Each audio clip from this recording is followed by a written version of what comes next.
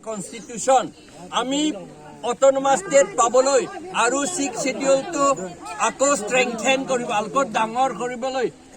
আমি ইয়াত যুঁজি আছো আমি ৰেলী ৰংখাং সমষ্টি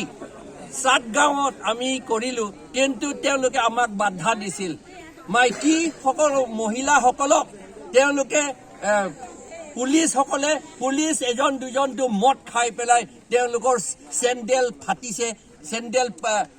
টানিছে ফাটিছে আৰু তেওঁলোকে পিটিছে স্লেপ কৰিছে হাতেৰে বেনাৰো তেওঁলোকে ফাটি দিলে আৰু আমাক বাধা দিছিল কনষ্টিটিউচন আৰু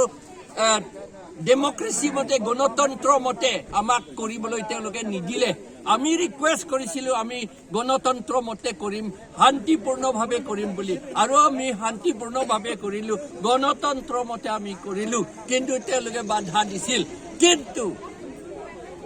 প্ৰভু ঈশ্বৰ আমাক সহায় কৰাৰ কাৰণে আমি ইমান পুলিচ আছে তেওঁলোকৰ ভাঙি পেলাই আমি ৰেলীটো প্ৰচেছনটো কৰিব পাৰিলো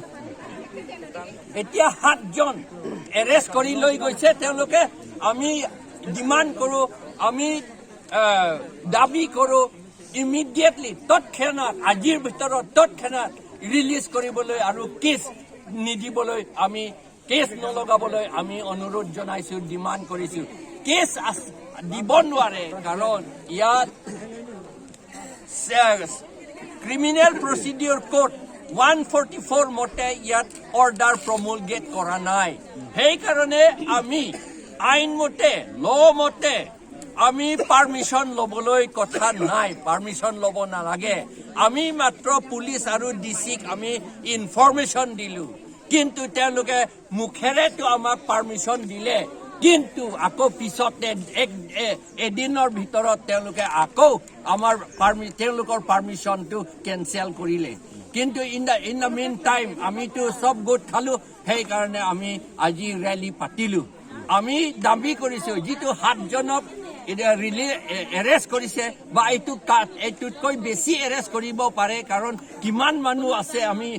গণ্য কৰা নাই আজি 200কৈ বেছি হৈছে আজি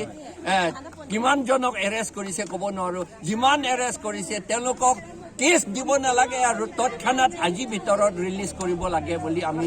দাবী জনাইছো